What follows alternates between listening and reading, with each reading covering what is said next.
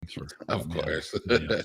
Hey, if you got this part of the video, you've got the live unedited edition Home Gadget Geeks Thursday night. It's the 8th of May. It's 7. I haven't said that. Well, I have said it, but it's 7 p.m. in the Central Time Zone, 8 Eastern. We're an hour early. Gavin is with me. Gavin, welcome. Thank you, sir. Thanks for the invite again. Yeah, no, good to have you. I think this is the new start time. I'm going to try to get all the guests kind of lined up. You know, it takes a while to switch things over, but thanks for coming. Thanks for coming early. This time works okay for you? Is that Oh, the it's like perfect for me. okay. You know, we could get the podcast in, and then I can go watch the late basketball game because it's the playoffs Mm. right now too, right? So Oh, that's true. That's true. Yeah, we'll get you in and get you out of here. You drinking anything tonight? You got it. I You just still have do? a Nespresso coffee. Oh, I'm nice. still on the Nespresso kick. It's been since October. I actually went to Tim Hortons. Like I used to be addicted to Tim Hortons. I went there probably yesterday, and I got a Tim Hortons coffee, and I got home, and it's not the same that I remember.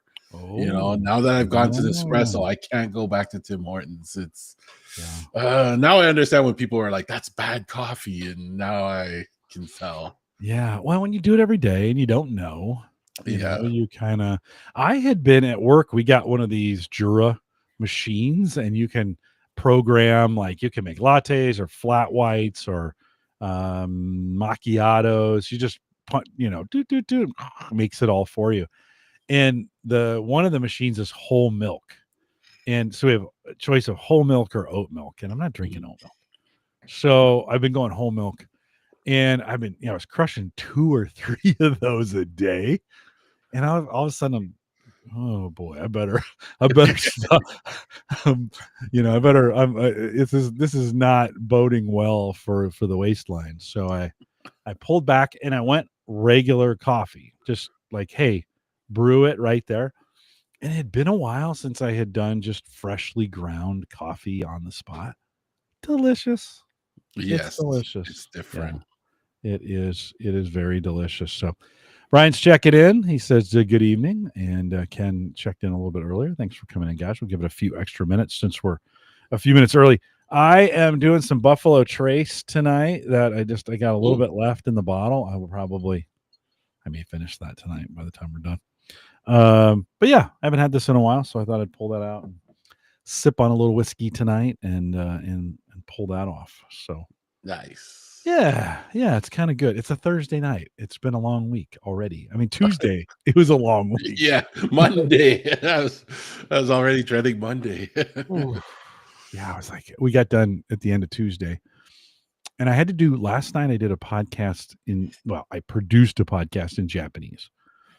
And so, hey, TJ. TJ's checking in. He says, "What's up? Good to see him."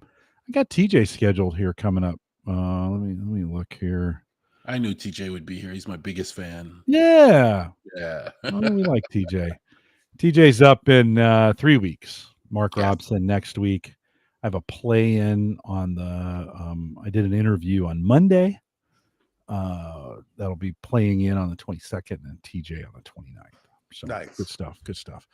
Ken said, "Kick the cold."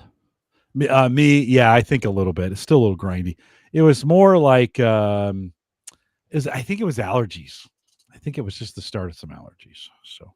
So TJ, welcome. Good to have you. Ken, thanks for coming out. Brian, good to see you. We'll get started here in just a moment. Well, since we're starting early, we'll get everybody a chance to settle in. Yeah. So by Monday, I was up early to do this interview, and then it was a full day. And then Tuesday, full day. Wednesday, I did this podcast in Japanese. Well, I listened to it. I was just a producer. Yeah. But 45 minutes of listening and reading to the translator. Oh, that was tough. That's a lot hard. I got done. I was sweating a little bit. I was like, That's a coffee. That's a coffee meeting for sure. that is a coffee. Yeah. Yeah. So are you drinking with the Nespresso? Are you drinking decaf in the evenings, or are you able to drink the regular stuff? I just drink the regular stuff. Yeah, it Okay. doesn't keep. Do I you don't have know. is it the round pods, or do you have the round pods or the Yes. traditional? Okay. Yeah. So this one right now is the hazelnut one, right? Oh, that's so it good. smells like Ferrero Rocher in my kitchen whenever I brew one. Yes. It's so good. Yes, it's so good. Espresso is so good. So easy.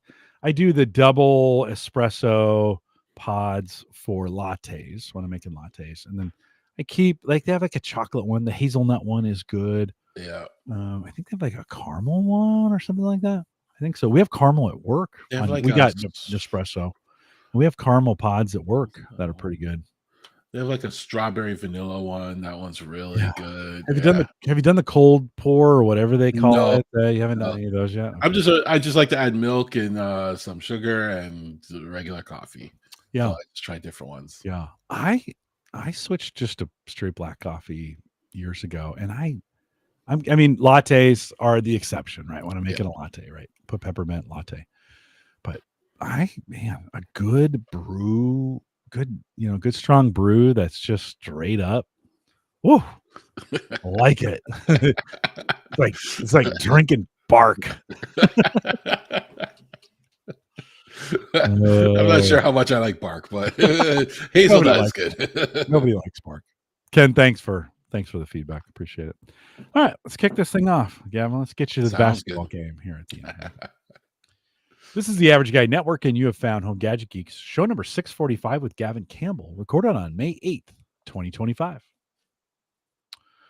Here on Home Gadget Geeks, we cover all the favorite tech gadgets that find their way into your home. News, reviews, product updates, and conversation, all for the average tech guy. I'm your host, Jim Collison, broadcasting live from the AverageGuy.tv studios here in a beautiful Bellevue, Nebraska. Spring is on the prowl here. Gavin, we're going to talk about, you got a new lawnmower out. Is your grass growing? I'm assuming your grass is growing. The grass is growing. But I'm limiting how much it can grow, and it's fun. Yeah. Well, we'll get into that here in a second. Yep. But the grass, I should have mowed twice this week. I mowed Saturday, and then I was looking at it tonight, and I'm like, oh, if I didn't have Home Gadget Geeks, I would probably be out mowing tonight. It's just that time of the year where, at least here in Nebraska, and I put fertilizer down 2 weeks ago, which years ago, I had a neighbor next door, older guy, and I was putting fertilizer down. He said, don't encourage it. I was like, all right, I see what you mean. I get what he's saying. Yeah. No, last weekend we did the raking, our first rake. So we cleared all that out. I threw down some seed. I gave it the first mow.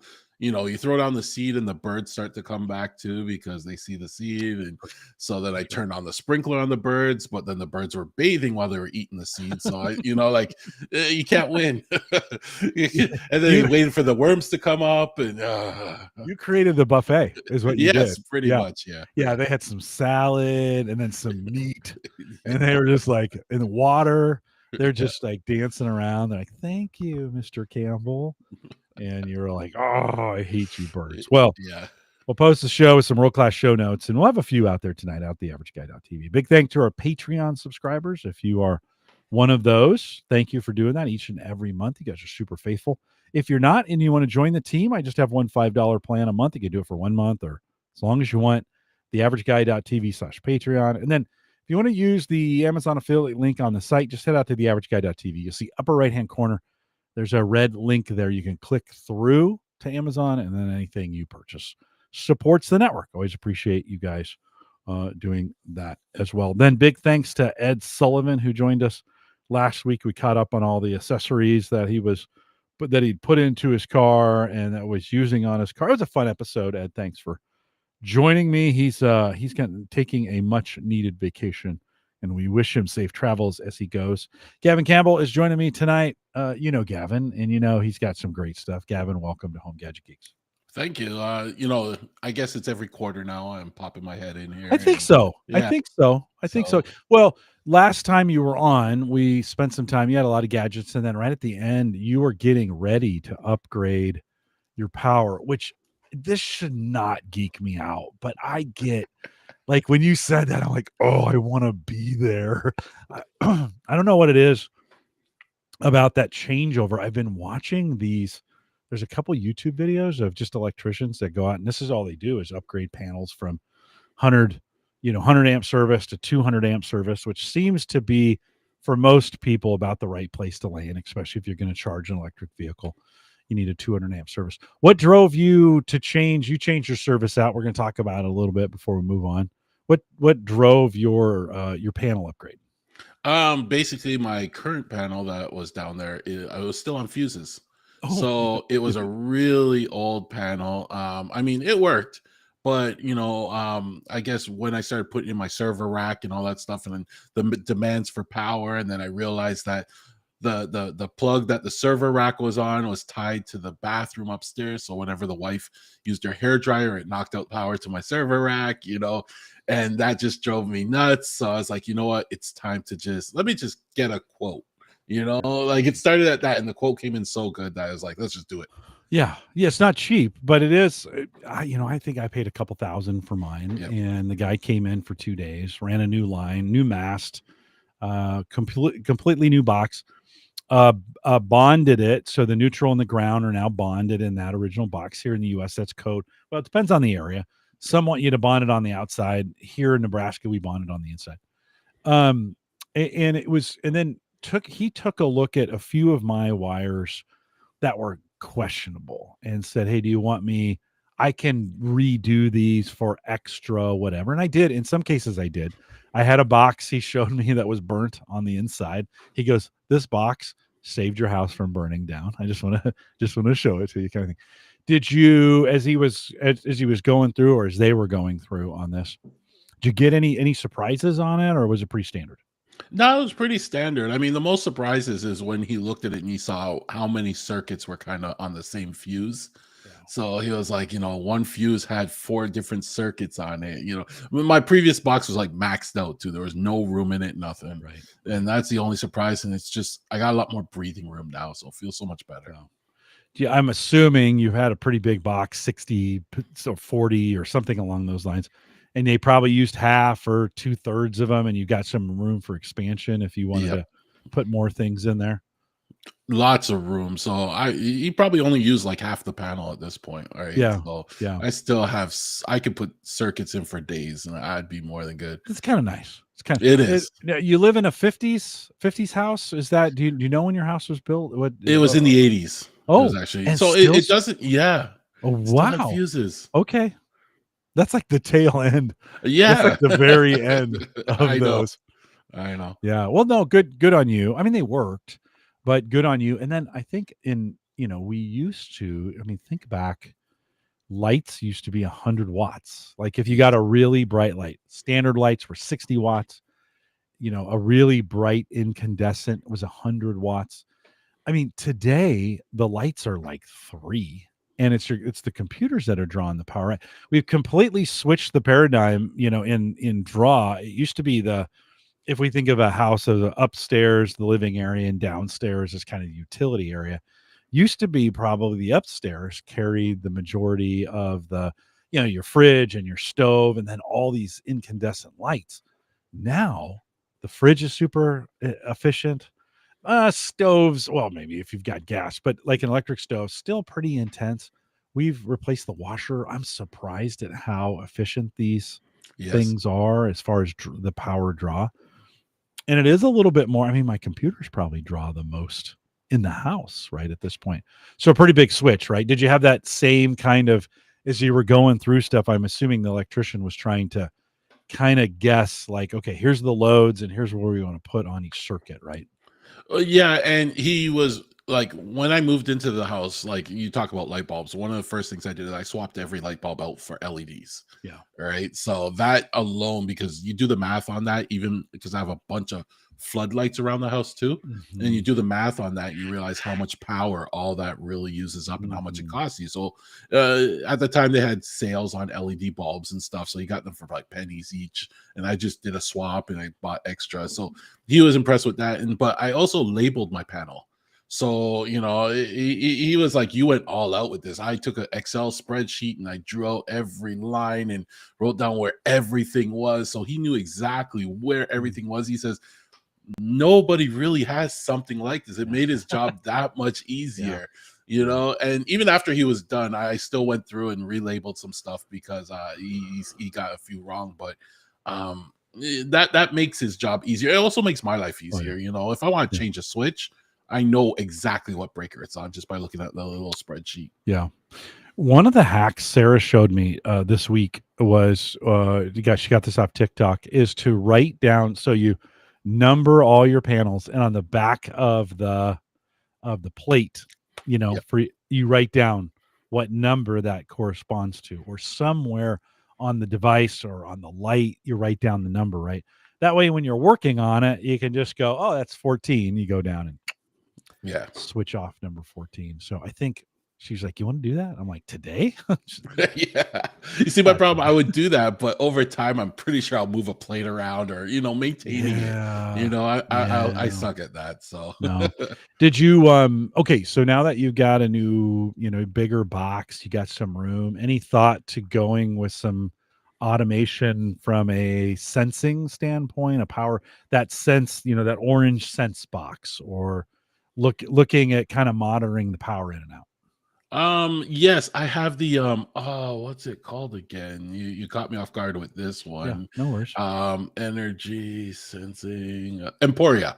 I Okay. have the Emporia View, which basically is like clamps you could put around each circuit, Mhm. and it will report on each one. I have not installed it yet. I have an electrician friend that I gotta take golfing one day, and then I'll bring him in, and he'll install it for me. So once I get that set up, it will be cool because then I'll get a live view of how much power every circuit's using. Yeah. And because I've dedicated circuits a little better, so for example, my server rack, we have two dedicated circuits to the power plug right there, so I can know how much all my server and tech is now using just by looking at the Emporia reports from that and stuff like that. So it'll be cool. Yeah, well, and you can get a little carried away, but I mean that's the point, right? Yeah, Is to get that is the point. yeah. You know, Yeah. Does that have like appliance sensing so that it will try to detect by the voltage or whatever the wave what it is? no, and you're thinking of the Sense, I think it's Yeah. No, called, I am. right? The orange The one. Yeah. yeah, the Sense Yeah. one has the monitoring of the circuit, and it can detect a dryer or something like that based on, I guess, the amps or something Yeah. in the waveform of the electricity. It's a cool technology. I know. I think it was Seth that had one and installed it at one point, and he said, it was cool, but it wasn't the most accurate thing either. Right. Right. So Right. it's one of those things. I never went with that one. What do you think? They've got these plugs that you can, put in there that do have, they'll keep track of the electricity use at the plug level. Yeah. TP Link has them, and everybody's making them. Although the last couple times I went to buy them, I bought the wrong ones that don't have the energy monitoring. But what do you think about like on those devices you want to keep track of? Washer and dryer would be one. Your stove, no, that wouldn't work because that's not a 110 outlet. But what do you think about using some of those home automation devices or those plugs to let those track at an individual basis and trying to figure it out?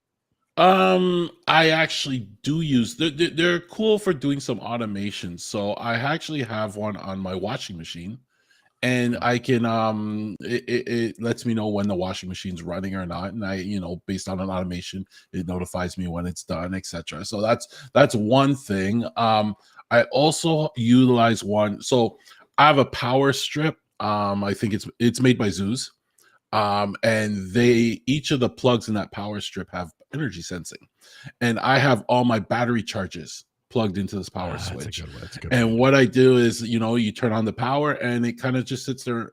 Home Assistant monitors it, and as soon as the power drops below a certain amount, Mhm. for a certain amount of time, it knows the battery's now done charging. So now turn off the power strip, Yeah. turn off that Yeah. outlet, and it Yeah. notifies me, hey, your battery's ready, good to go. It's that trickle charge that it can add up over time. It used to just be a few devices. I remember in the 80s they used to talk about like, oh, your VCR, the light that's flashing, Yeah. the right, that's taking a little bit of energy kind of thing. But you only had maybe one or two devices like that, and now everything is drawing Yes. all your Amazon devices, all of your Google like devices, they're all pulling stuff.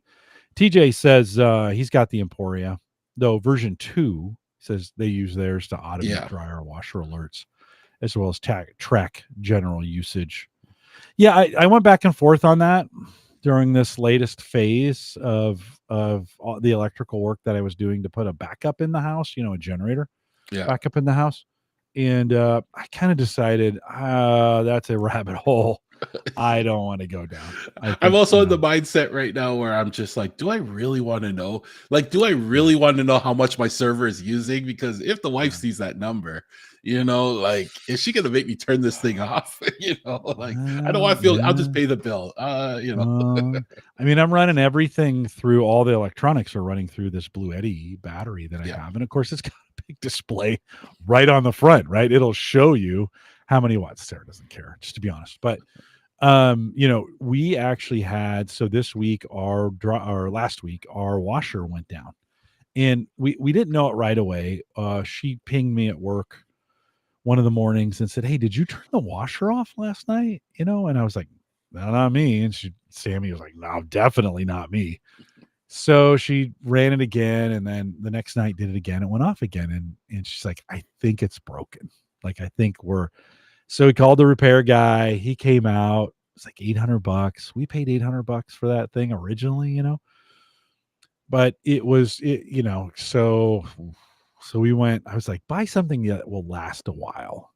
So Oh, we of got a course. Speed Queen, which is I mean, this thing is a tank. I keep expecting military to come out of the hatch right at any time because this thing is absolutely bulletproof. But I kind of wonder, it's got me thinking a little bit. I wonder what kind of did that also come with more energy draw, right? Actually at one point I asked her, I said, do we need to plug that into the battery backup?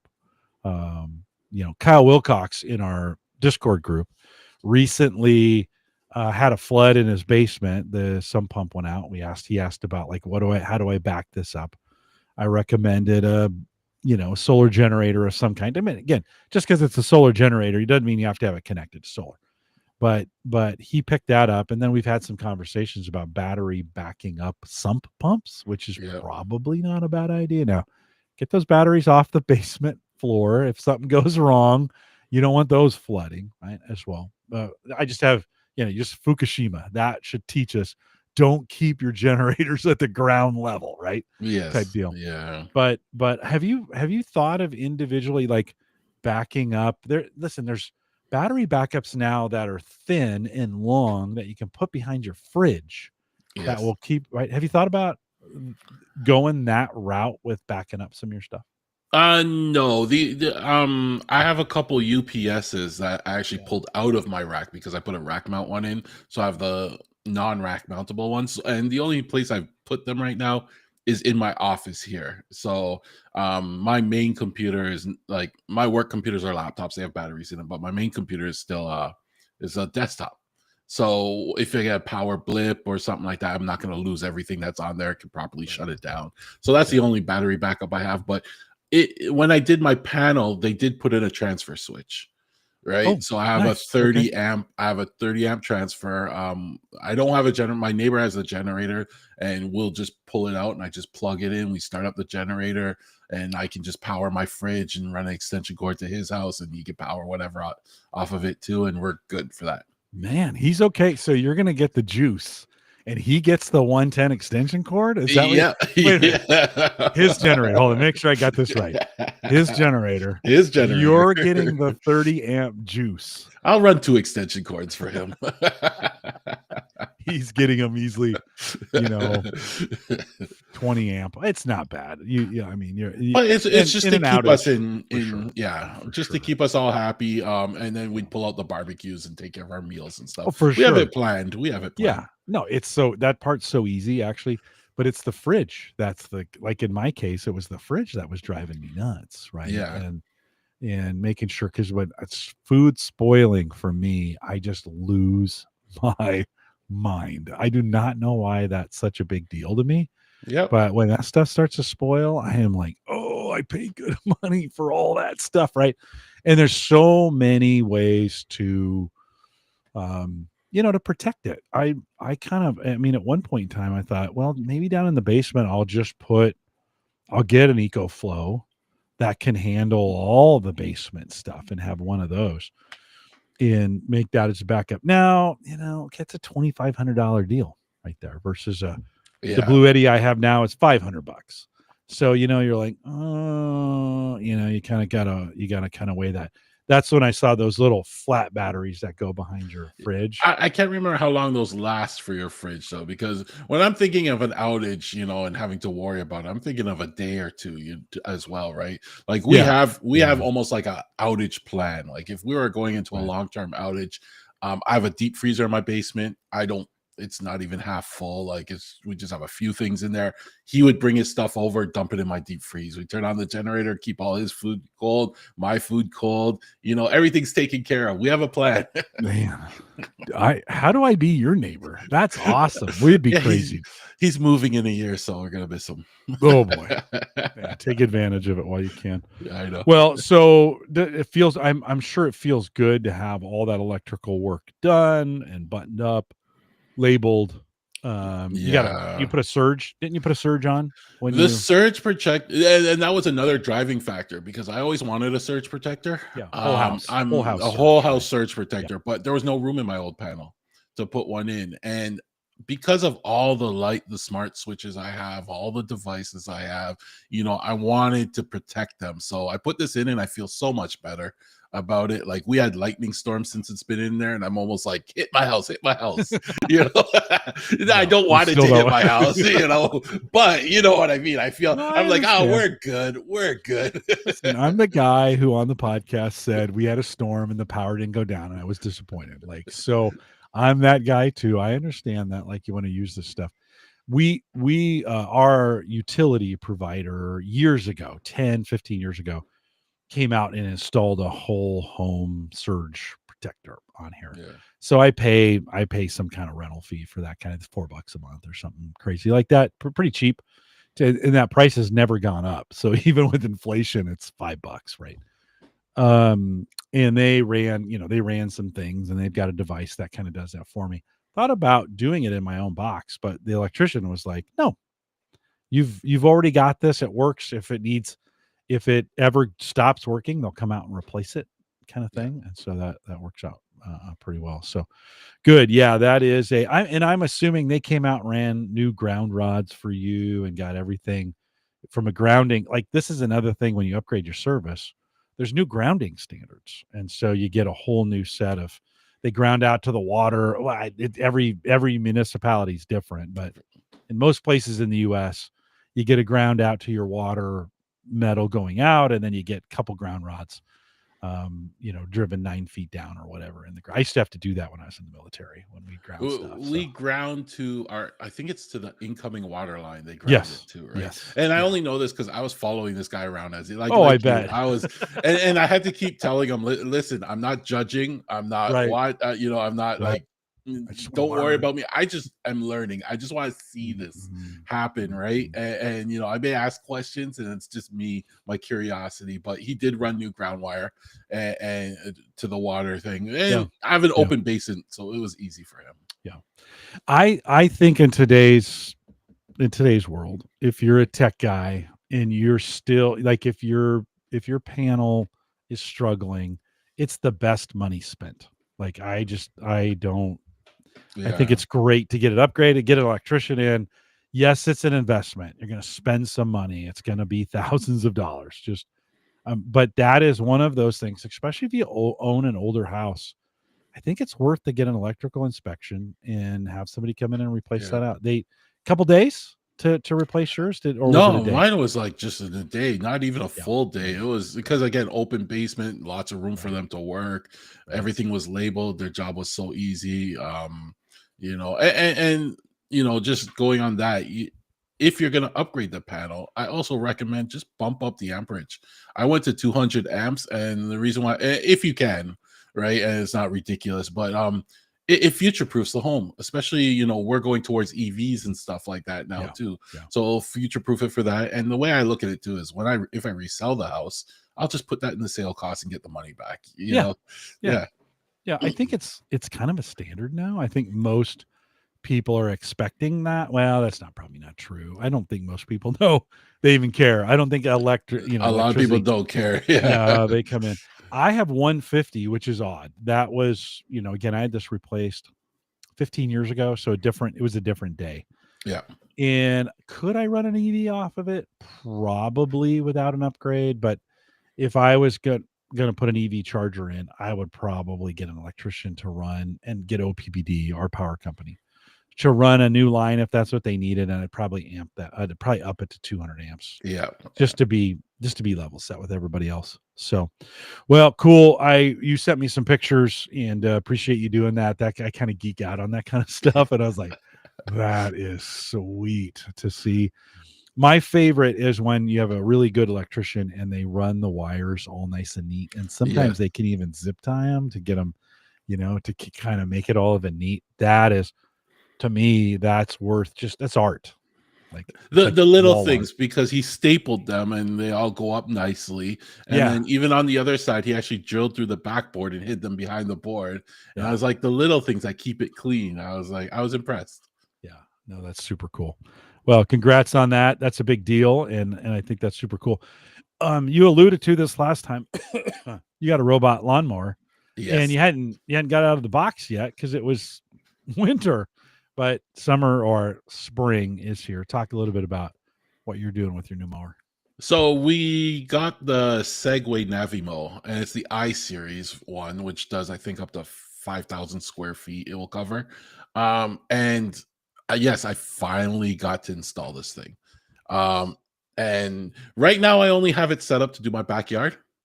That was the initial test. I'm gonna probably expand it to my front yard this weekend and start having it do that as well. But I'm loving this thing, like I've never mowed my backyard lawn so much in my life. Like sometimes I just, I go to the A lady and just tell it to start mowing just for the kicks and giggles because it's nothing. It's not like it's using gas or anything, just a little electricity. I'm the envy of the neighbors because when they saw that, at first they laugh. At first they laugh, but then when they're out there pushing the lawnmower, you get that random question. So how much did that cost again? And I'm loving it. So Review unit, or did you pay for it yourself? it was a review unit, but I think this one's come down. The I series has come down to about, I think in US dollars, about $1,000, maybe 1,200. So they are dropping in price and getting very, very affordable. And I know you had Erin on the show a few weeks back, and she gets a bunch of these to review. And she has her favorites probably. This is the only one I've ever gotten. Right. And yeah, I'm just loving it right now. What's the name of it again? It's the Segway Navimow, and it's the I series one. Yeah, I series. This is the time of year. Like I think I would be doing the same thing if I had one. I'd have it mow. It's as much as it can. Yeah, the grass is growing so fast right now. I should have been out mowing today. I may do it tomorrow. I'll probably wait till Saturday. But it's going to be thick. I may have to put my mower all the way up, to the very top, mow it on Saturday, and then drop it down one, mow it again on Sunday, just to kind of keep the clippings at bay. Have you had, so how many passes do you think it's made on the lawn so far? This week alone, I probably sent it out 3 times. It's like the way I say it to my neighbor, I go, it's like having a kid that you can tell to mow the lawn whenever you want, and it will never argue with you. Right? It just goes and does it. And yeah, and sometimes because my backyard's so small, sometimes I'll just watch it. It's so quiet. Yeah. Like I didn't even know the blades were spinning until I saw the grass clippings. It's that quiet. Yeah. Does it do a pretty good job? I mean, are you satisfied with the way it's cutting it? How's it handling obstacles? Is it bumpy? Is the drive pretty good on it? Talk a little bit about that. So when you first set it up, the first thing you do is you drive it around your yard. So it then calculates where the best place to put the antenna is because it uses GPS, right? After that, then you got to drive it around your yard to say this is the area, draw out like the area it's gonna mow. So if you have like iffy areas that you're like, I don't really want it to go in there, I would avoid that. Now, this thing's not going to give you 100% like coverage. It's not kind of like having the robot vacuum. Every now and then you're going to have to go out there and trim the edges and get that stuff, but it's going to do the hard work for you. So it really does a good job when you're designing the map. Even in the app, you can say stuff like this is called what they call a ride along path, and that's the area where like the grass would meet like the sidewalk, so it knows to kind of overlap it in a way so that it gets the edge in a way. Yeah. It does a lot of things like that. You can choose. I haven't done this yet. Seth told me that this is a feature, but you could choose the direction you want it to go. So you can't I don't think you can randomize it, but if you have like a steep hill, for example, this thing's supposed to be able to handle 30-degree hills, or 35 if you get the And upgraded it's wheels. wheeled. Is it wheeled or tracked? It's wheeled. Wheeled. Okay. Wheeled. And two wheels or four? Two big wheels. The other two wheels are just for the turning and stuff like that, right? Right on. But like on that hill, I can program it so it goes side to side and not directly up the hill. Got it. That type of thing to help and stuff like that. So Yeah. it does a pretty good job. It has an auto mode where it would automatically map out your yard for you, and it has a camera built into it, and it uses the camera to determine your yard for you. When I did that mode, it worked pretty good, but I ended up just doing it myself again just to get it better. Yeah. But even when it's mowing itself, it's using its camera too. So if there was an animal that has animal detection, if it detects an animal on the lawn, it'll avoid the animal and go around it. Or if it detects something else in the lawn that shouldn't be there, it will go around it. It has something called channels, and channels is like if you want to go from one area of your lawn to another area of your lawn, like say like in my backyard where I have it positioned, it's kind of got to go around the pool to get to the lawn. Right. And I was iffy at first, but then when you realize it's programmed as a channel, so it never will get close to the pool. It knows to ride the fence along the back of the pool and then get to the line. And then, when it's done, it rides the same channel back to the charging station. So it's really cool. It's got a lot of smarts in it. I was actually shocked. Cool. That's cool. Yeah. I'd always be like, I have some concrete, like broken up concrete that we use. We called it rubble stone back in the day, right? And I made some beds with it. It was, it was extra stuff and it was fairly inexpensive, so we used it. When I mow, I have to be really careful as I go around the rubble stone because there's edges that stick out. Yeah. So I would that may be for me a potential area where you got to run because there is some give on the the exact location those right in, and I would be afraid it may get a little too close and hit the stone, and then I think it would hit an object, so it's going to back up. And it doesn't use bump technology; it uses its camera. So if it's riding towards the fence and it knows that it will see that fence, it will actually stop and turn, right, for whatever reason. And like I said, you would map out your lawn so it stays far enough from that so it wouldn't bump into that, and then you have to go around with your weed whacker afterwards and trim it. So it's reducing the work. Sammy says, because we were talking about getting a robot lawnmower, same thing with the robot vacuum cleaners. It's like, Dad, those things, there's two things that give you exercise. Do you really want right? You really want to get rid of them, kind of thing? And I was like, that's kind of true. At least on Sundays we get the house vacuumed, and on Saturdays I get the lawn mowed. This time of year, you start thinking, I'm never going to stop mowing the lawn, and then pretty soon the heat comes on, the grass slows down, and you're like, oh, I wish those growing like it. It looks so good. This is the time of year I always tell people everybody's a lawn hero in May. Yes. Right? It looks so good. The weather, the sun's not bad yet. The heat's not there. The weeds, for the most part, haven't crept in. Mine are creeping in pretty good. And so you're like, oh man, I am such a good lawn guy. And then July and August just kill you, right? Yes. Yeah, just kill you. Well, it'll be interesting to see how you like it through the summer. That's always that's kind of the trick is you're probably going to back that down to once a week, maybe or twice a week in the summer. You wouldn't think. And then I'd be interested in knowing, like, I've always worried about this, is because you can run it more, does it compact or does it create ruts in your lawn because of the wheels, right? It's not a heavy thing. It's not that heavy like a lawnmower, but still, if you're running it more often, I think you run the risk of that. I don't know. Any thoughts on ruts or places like it mows the same way in every place, and so you get kind of those lines in your grass, so to speak?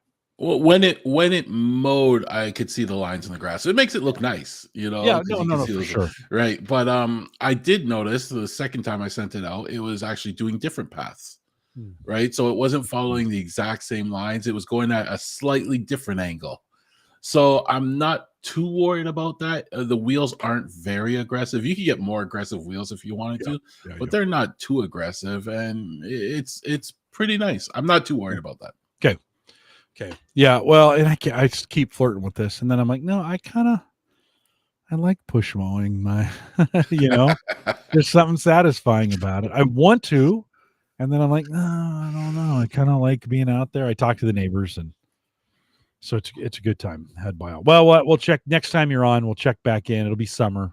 It'll be the dregs of summer the next time you're Yeah, back in. yeah. We'll get it figured out and quiz you on it. Coming up, didn't even know this was a thing. Home Assistant Community Days are happening. What, Gavin? Is there anything Home Assistant can't do? No, no. Home Assistant is honestly, it's the future. I think What? they just announced they had I think a state of the open home, or their yearly little event. They have a stream and everything like that, and they announced that they're now installed on 2 million homes. Last year it was 1 million homes, so they've doubled their installation base, and that kind of shows the momentum behind it. And they've also shifted a lot of focus on the user interface and ease of setup and stuff like that. So it's good. They're now opening up to a lot more not as geeky people. Yeah. But yeah, Yeah. the Home Assistant Community Day is an event. I don't know where they came up. This is the first ever, but around the world, they have events in many different cities around the world. People just register in their city that they want to host an event.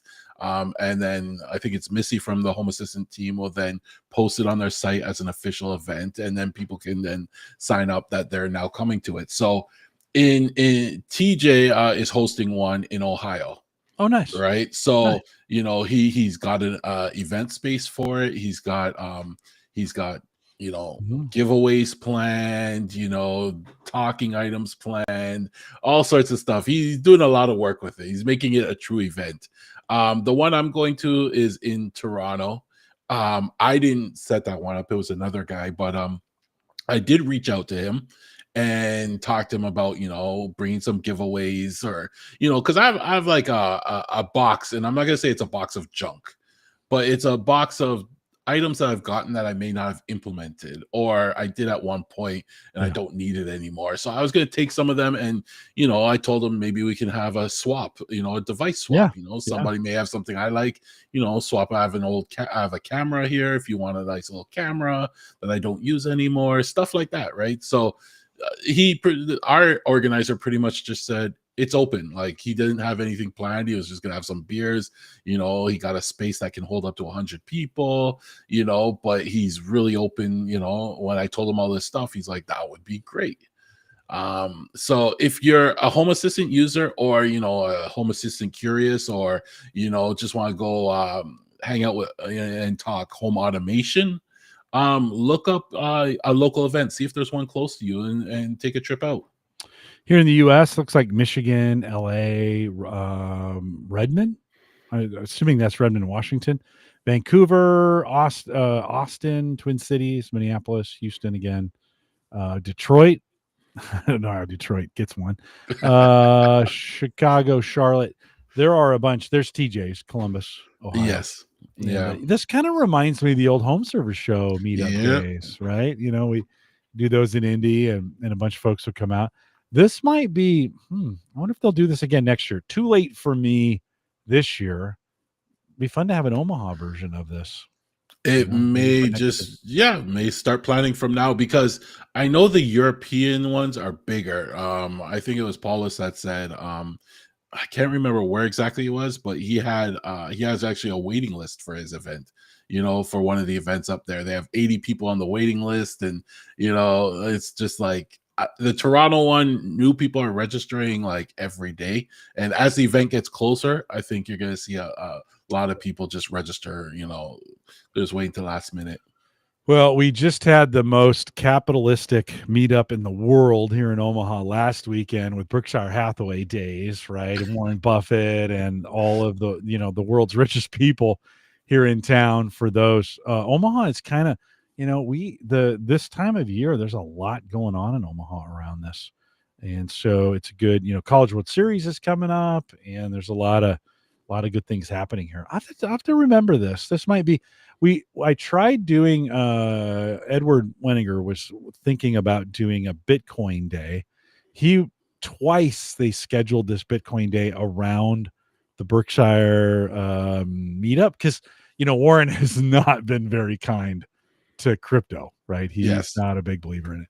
So they were going to do it during that weekend on the Sunday.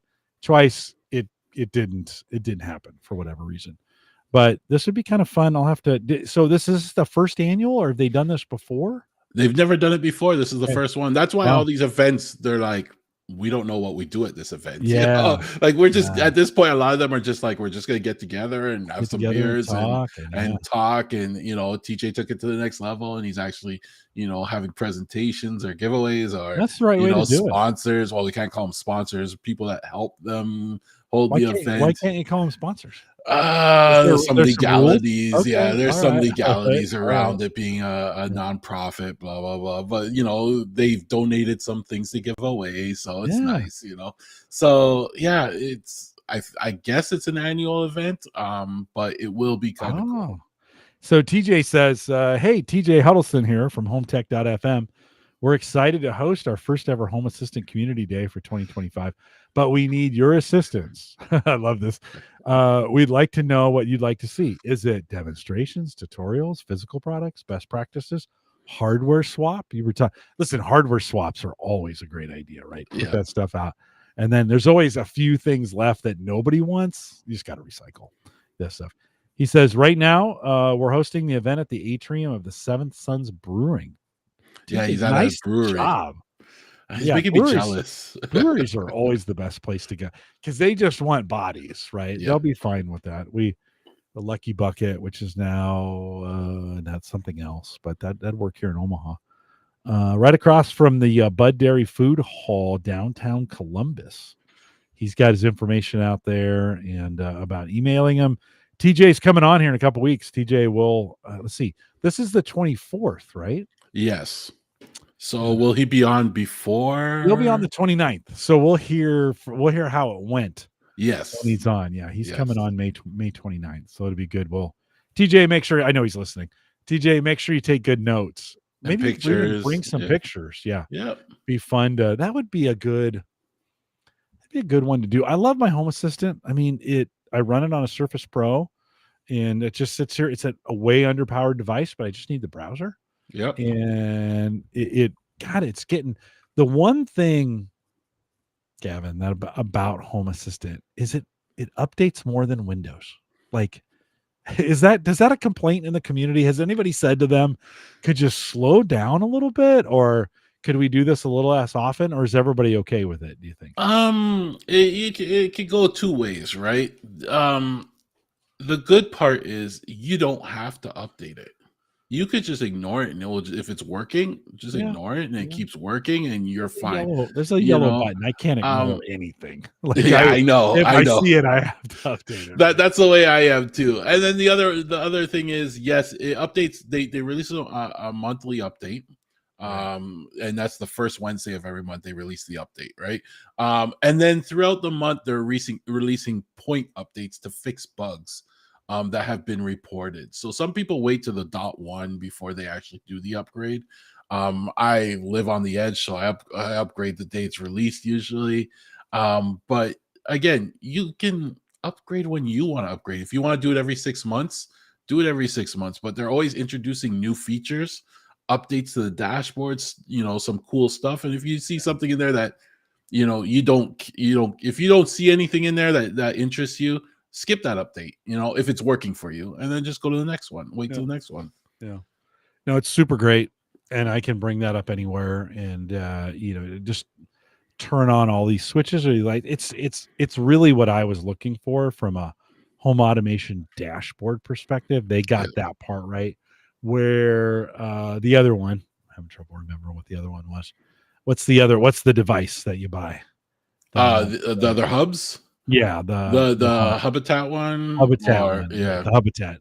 Yeah, I always wanted a better dashboard on that thing, and yes, I, it's like Home yeah. Assistant got it right from a dashboard perspective. And the dashboards are super customizable. Like you Yeah, can geek out on the dashboards so much and make it look like whatever you want, if you really have the time for it. yeah. How often? I always feel like maybe once a month I need to go to that. I go to the developer section and see what else it's recognized. Like it seems like there's new things being added all the time. Do you use the notes for that, or do you ever just go in and see what else it's discovered, or what else is being offered from a dashboard perspective, or from a device perspective? Not really. It's because I play around in it a lot. If it Yeah. discovers something new, I see the notification. I'll be like, "Hey, it just recognized, the Bell 5 TV device that was just on my network or something like that." And a lot of times I ignore, because if I'm gonna add a device to Home Assistant, I've already gone in there and I'm going in there to add it. The stuff that it may discover is probably not stuff that I care to really Oh, add. But yeah, I look at the notes to see whenever they release new updates, to see what new they added, new devices they added, or what devices they're about to break on you. yeah. Well, I'm looking at it now, and the TP-Link smart home integration has failed for whatever reason. I'm sure it's password, username and password. Yes, yeah, So I'll need to get in there, but yeah, I'm looking at this.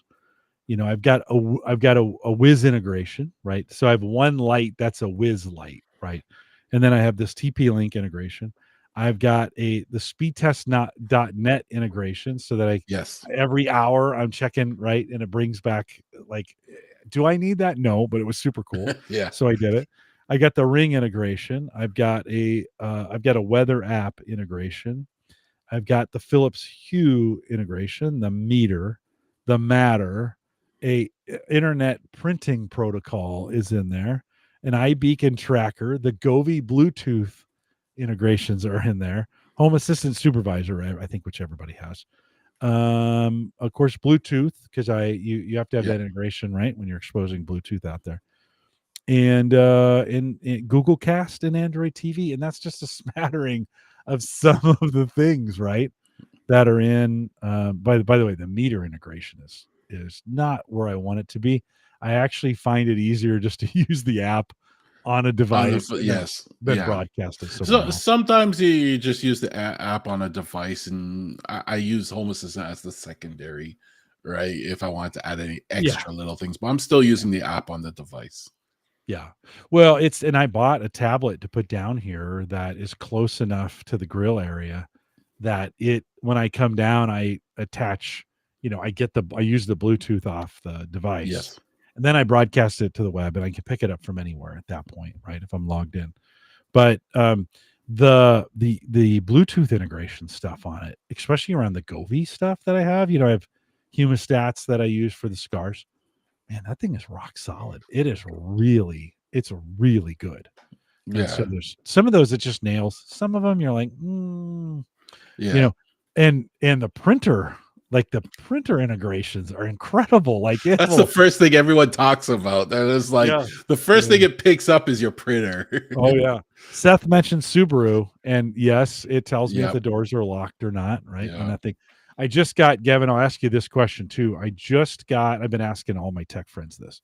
So my 4 years of Subaru subscription service, right? Door locks, maintenance reminders, breakdown stuff, right? The app. And I think I paid like $200 for 4 years. It just expired Monday. Like I go to lock the doors on my phone, and it's like, nope, can't do that anymore. Which never in a million years did I thought I would get into a subscription service with my car, but yeah. I'm there. I'm there, right? Okay, it's $99 a year and $10 a month, right? So it's a typical subscription service. Not terrible. I'm gonna pay it, but do I wait? This was Monday. do I wait to see if I get a deal email from them? Like, hey, like a nudge.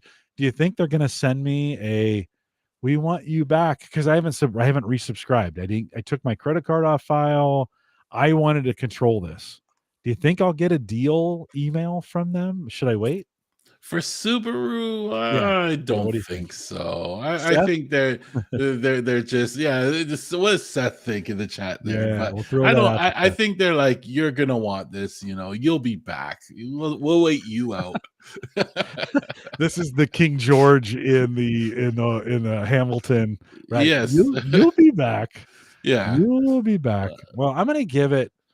I was just using it like this time of year. I don't really use it that much. Every once in a while, I forget to lock the doors. I'll use it to lock the doors.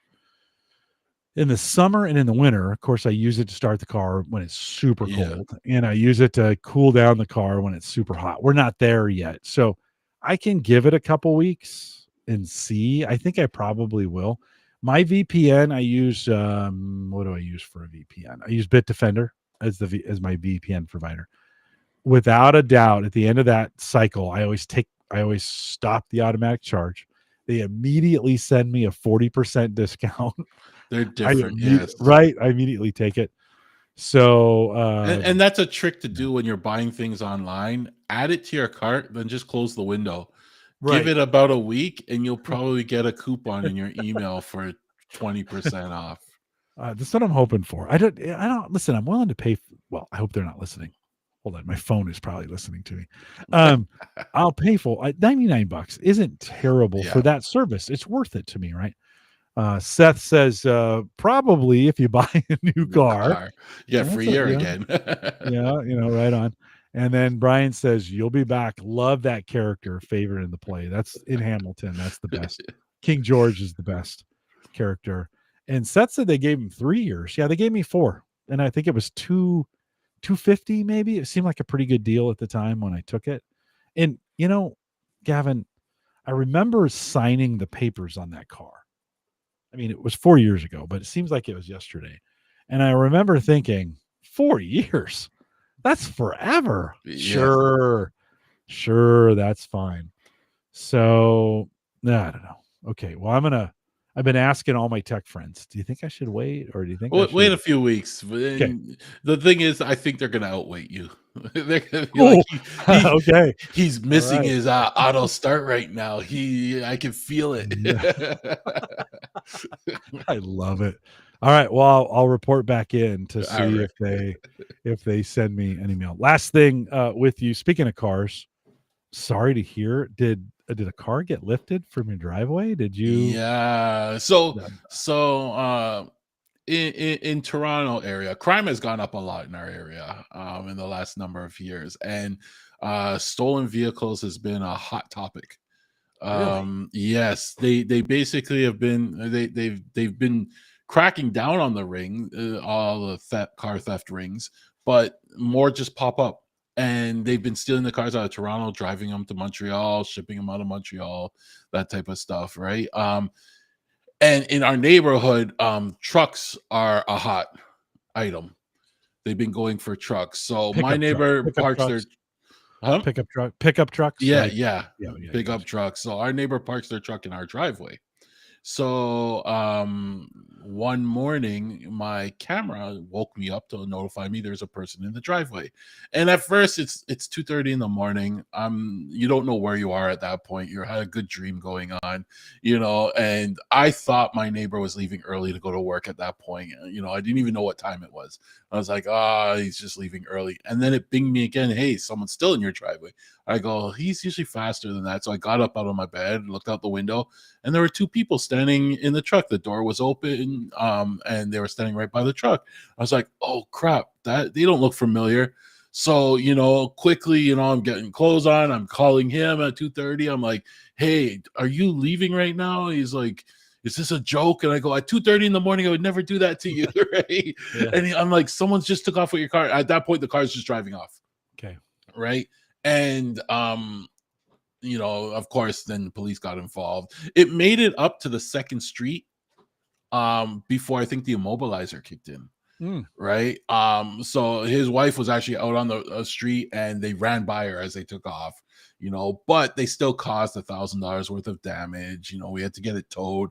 I didn't get to bed till like 6:30 that morning, Yeah. so Yeah. it was an experience, and it changes the way you look at security around your house and stuff in general. But one thing that I was being applauded for was the camera setup. Maybe I didn't act on it at that time, but the way I have it set up. So one of our learning things in that, because we went to all the neighbors and we are like, okay, do you have any camera footage? Do you have any camera footage? And one thing we learned is everybody's camera setup is garbage. Like Yeah. they look they what they send you is either really bad quality or it's pointing at nothing, or some you thought that they would have a view of maybe their driveway, but they just install these ring cameras and they were like, okay, and you don't realize it until something happens how bad of a setup it is. So of course they start asking me, well, what should I get? What should I do? Right. I want to bump it up now, and stuff like that. But the other thing that I think a lot of these thieves are preying on is the fact that the notifications on these devices are awful too. So you could set it up. I know they've gotten better. I don't know if Ring allows this, but you could set it up to notify if there's someone in the driveway. But can you set it up to only notify you at night while you're sleeping or something like that? I'm hearing people's phones go off all day long because they don't know how to use the system, or the camera they have doesn't allow that and it's just motion. There's no person detection. So it dings them for everything. And you become immune to that.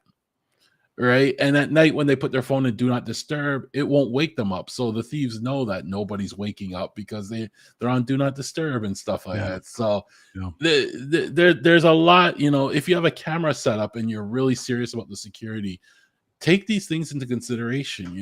Like you don't want it dinging you all day long for every piece of motion. You want to get something that has smarts that can pick up a person, but you also want it to be good enough that it's not mistaking other things for people. So I have the Unify Protect that I'm using, and there's something called the Unify Port, and it's a little device that you kind of pair to any on-VIF camera, right? And it converts it into like it gives it all the smarts of the Unify, but the person detection is amazing. I used to run Blue Iris. I've totally switched off of that now. Blue Iris would have false alarms, or it would detect my pool pump as a person or something like that, right? And it was very hard to tweak it to get it right. And it Yeah. was one of the reasons why I didn't really have it on at night, because it kept dinging for a car would drive by and the reflection in the window of the car would trigger it and stuff like that, right? But with the Unify setup, it's so good. I haven't gotten false alarms even when it's raining or snowing or anything. If it dings me that there's a person in the driveway, there's a person in the driveway, Yeah. right? And I have it so that at night when the alarm is on, and even if I'm in do not disturb mode, it will wake me up and say, hey, there's a person in the driveway. So we're now trained that when we hear that, we jump out of bed and we look out the windows. Mm. We have it. We're trained Yeah. now. Yeah. So next time they try, we'll be ready. We had I was looking for this back in July of 2022. I had Dave Sellinger from Deep Sentinel on, and they're kind of doing a AI plus people, right? So it's kind of this, and I'll be honest with you, I don't know if I want to jump out of bed. Like I don't know if I want to be my own security guy.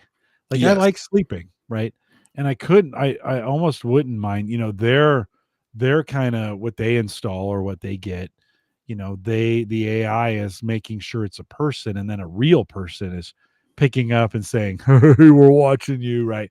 Or I need you to move on, or, are you sure you want to do that kind of thing?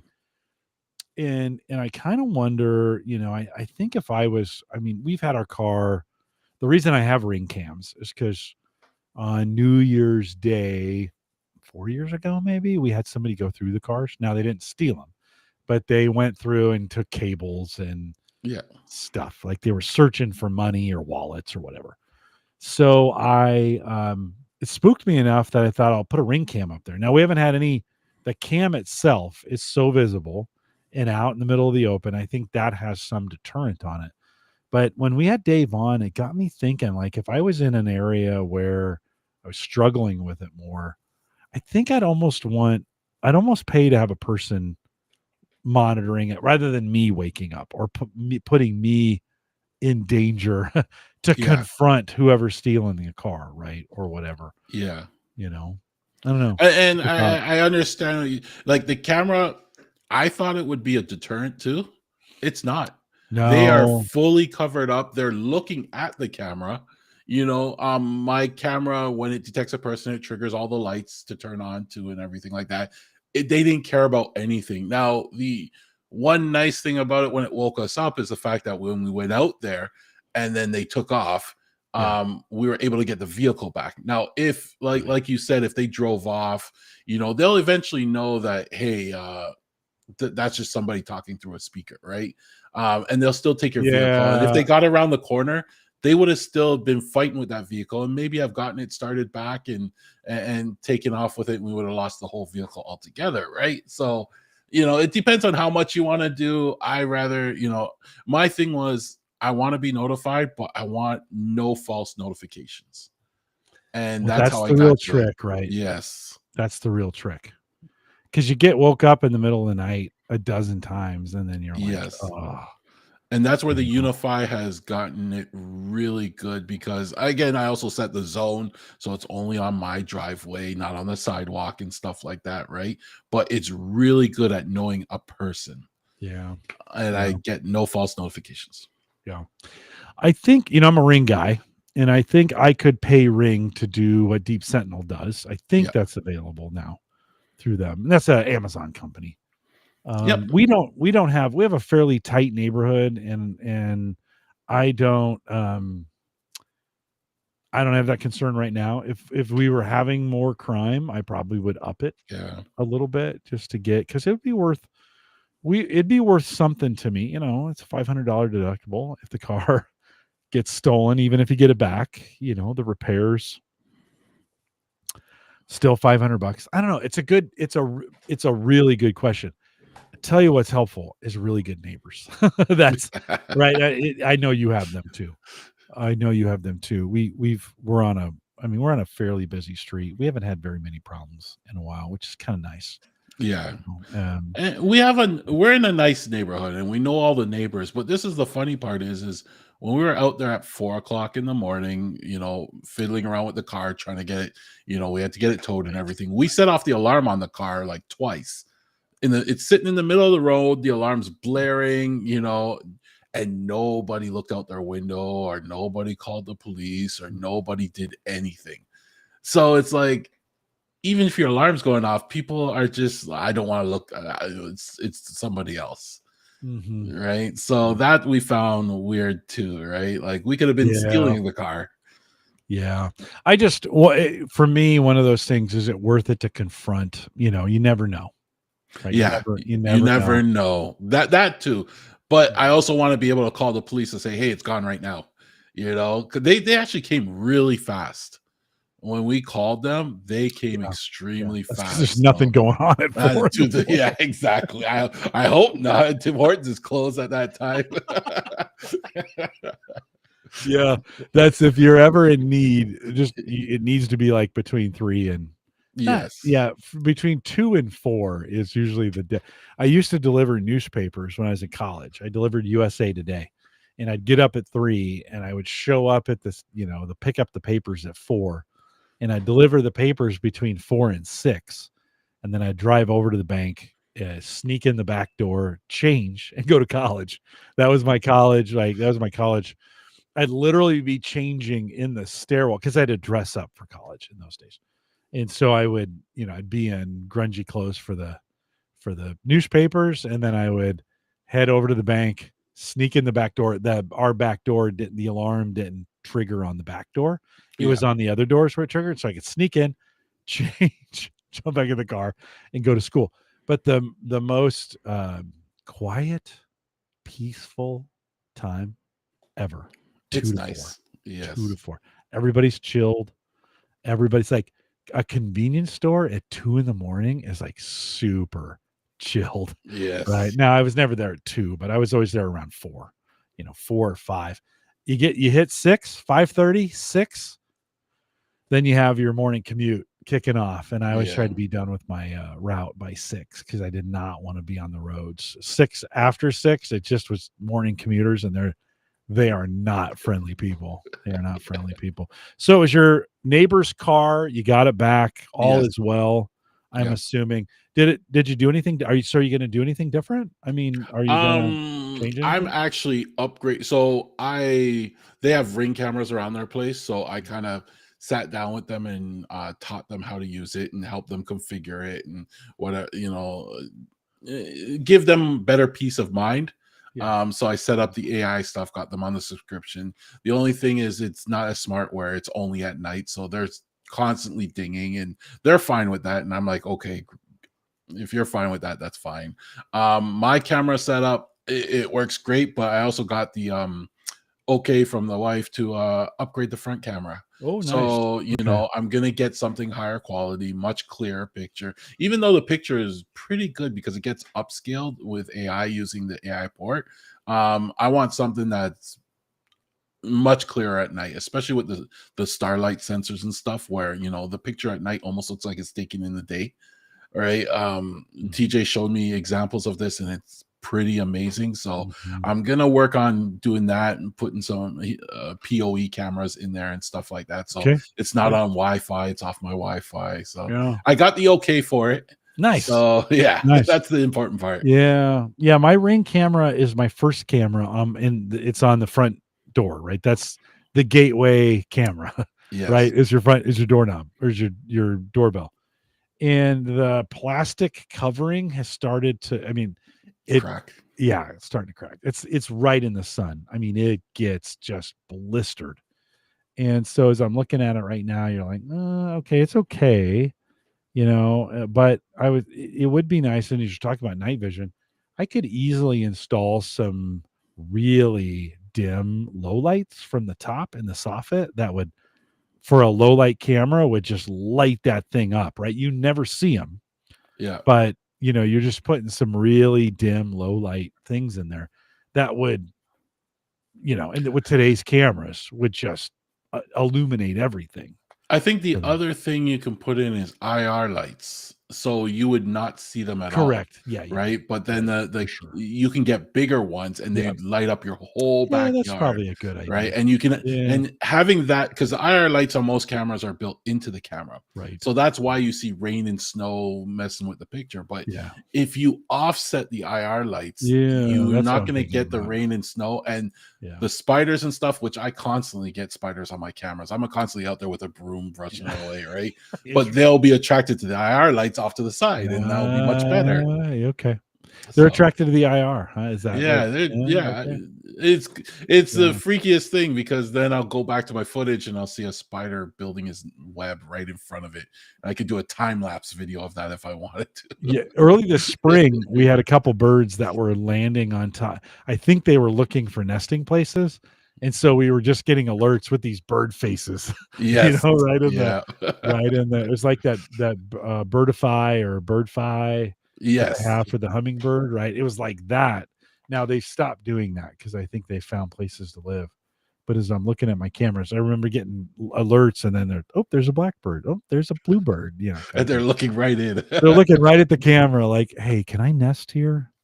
Is it okay? Is this a place I can nest?" So, yeah, it gets me thinking, I have a camera out the front door. I have a camera out the driveway. I have a camera in the garage, just that would tell me if the garage door was open or not, right? I Yeah, could quickly look. I'm not worried about, well, maybe I should, but I wasn't typically worried about someone coming in the garage.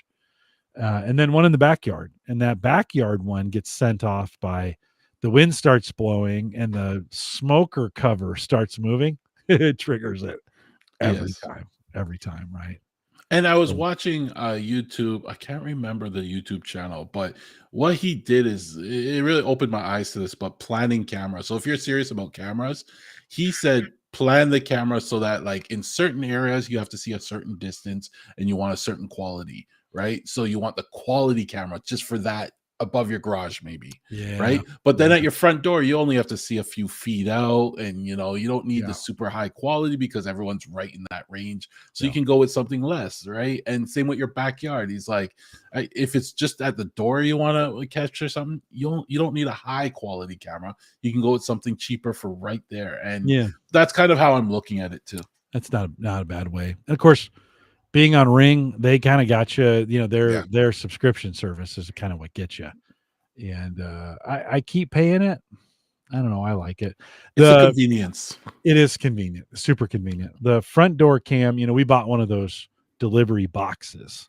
And so it's right in front of the camera. And so that's actually been helpful to just know the boxes are there. Like, oh, Yep. okay, we've got a box. And they do a nice job of detecting, hey, a box has been Yes. detected, right? Kind of thing. So super cool. Gavin, anything coming up on home tech that we I didn't mention that earlier, but I'll mention it here at the end. How's it going on home tech? Anything coming up you want to highlight? Oh, it's we're always over there having a great time. Recently, we released an episode. We had Agnes from Zeus. So Zeus is one of our favorite Z-Wave device companies out there. We had her over there, but this time we had her on. We were talking the effects of tariffs on their company. Oh yeah. Right. So it was a really insightful thing to understand how tariffs is hurting like a smaller business like that. So we had her on. So check out that show. Something going forward. I've reached out to a few companies and they're sending me some PoE or network connected Z-Wave or Zigbee controllers, right?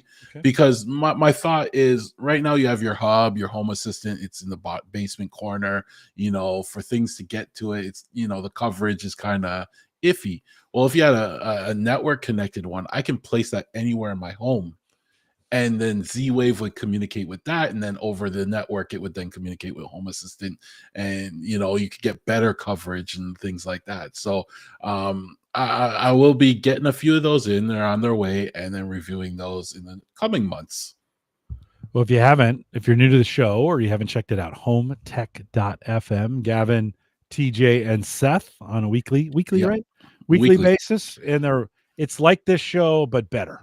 I'll just put it Nah, that way. it's No, it's you maybe guys are way better. geekier. You No, guys are no. way better. You Yeah. continue the conversation better than Seth does. He's not listening right now, is He might be. I saw him out there in chat. You should No, be he's good careful. too. Home Tech, hometech.fm. Check it out today. And, it'll be interesting to see where these tariffs go with all this tech. Yes.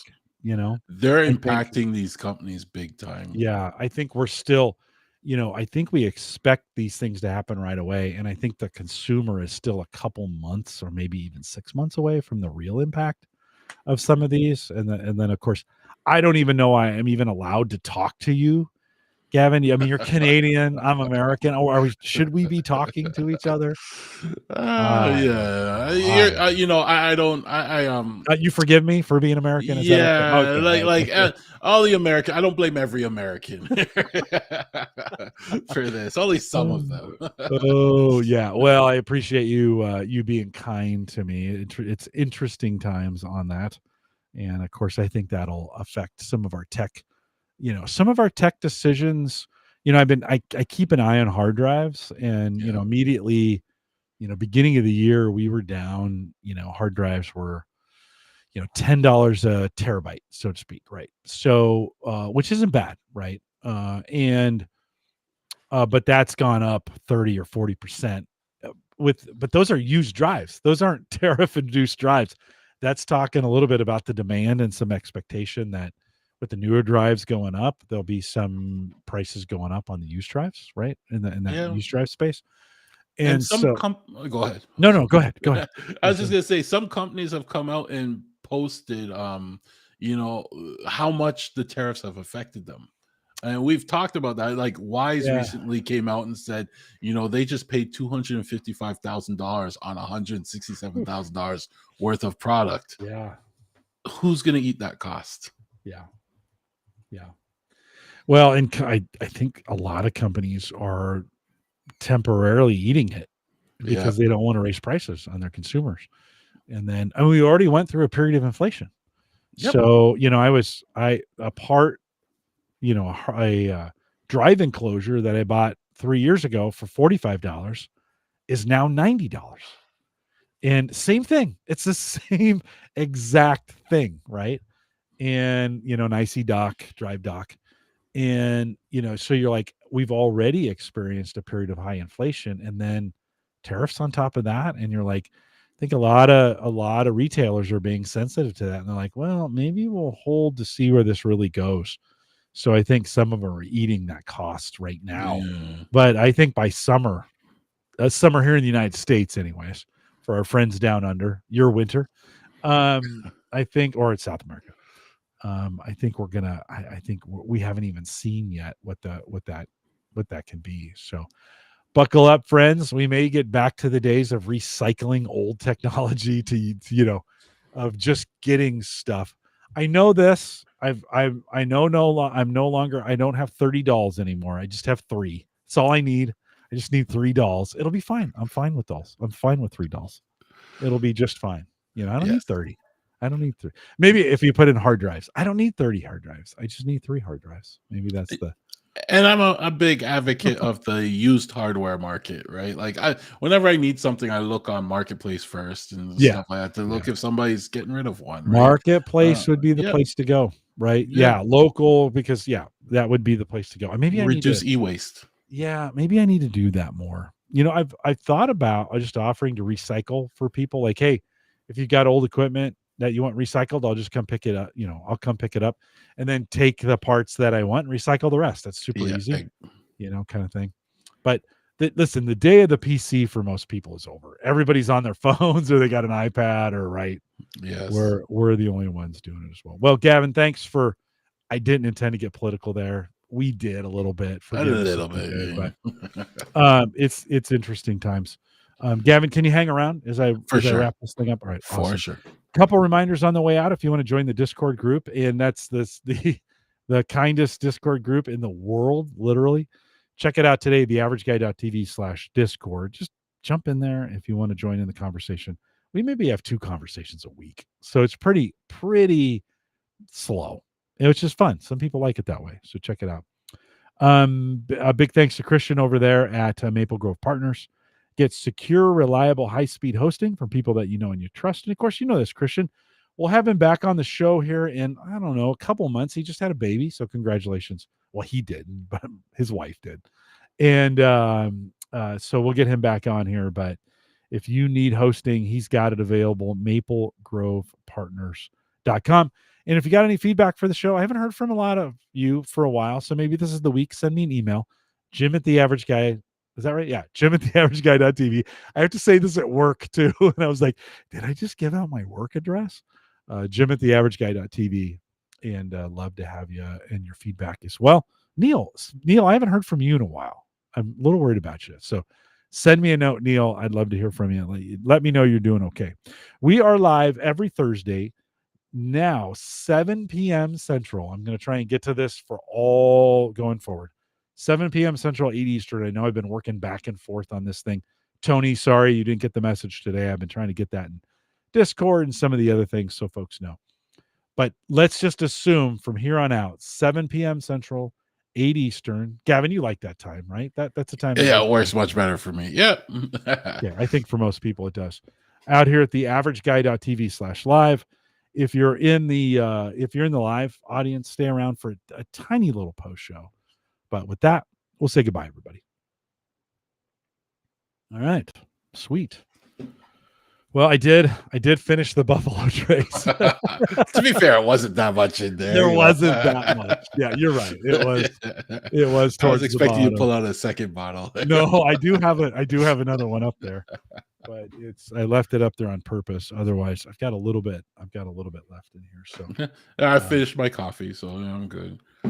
I find I drink like we were talking about this the other day. The Nespresso actually gets cold fast.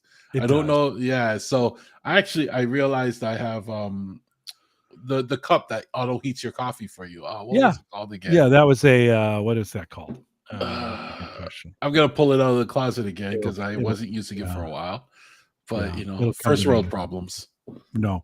Well, the other thing you can do, I have found these Yeti tumblers, And now they're ridiculous. They're $25 each, which is stupid. Like this for $25, okay. Yeah. But this will literally keep your coffee hot forever. Yeah. The Ember mug. Ember. There it is. Yes. Ember is.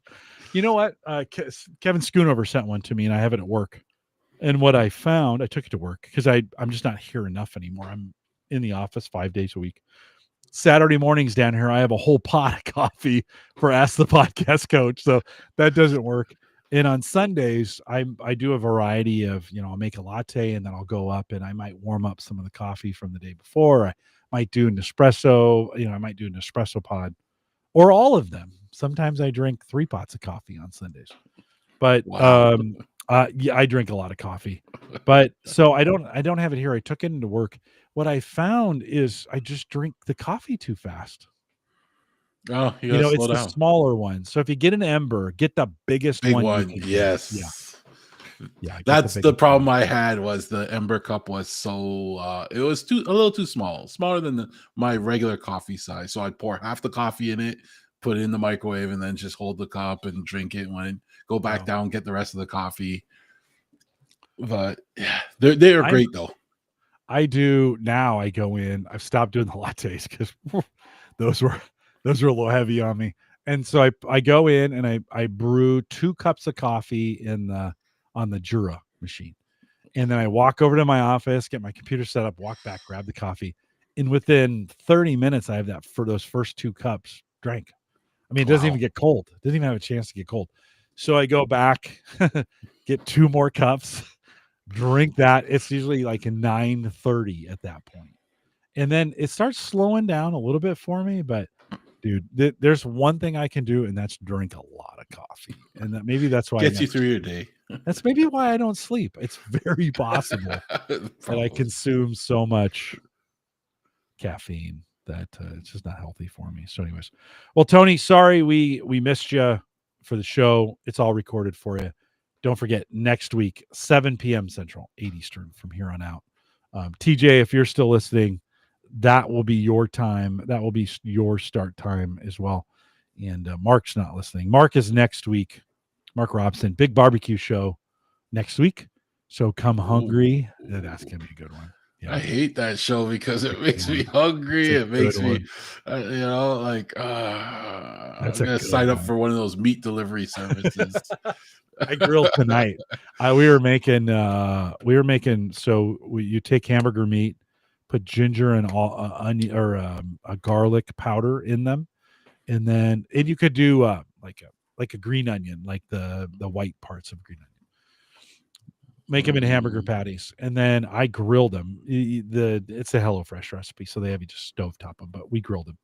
Then you make an aioli sauce that's kind of like tasty and delicious, and then we put hot chili sauce on top of it instead of ketchup. Hot chili, oh dude, and maybe some fried onions. Out of the box. Put some fried onions. You're making me hungry.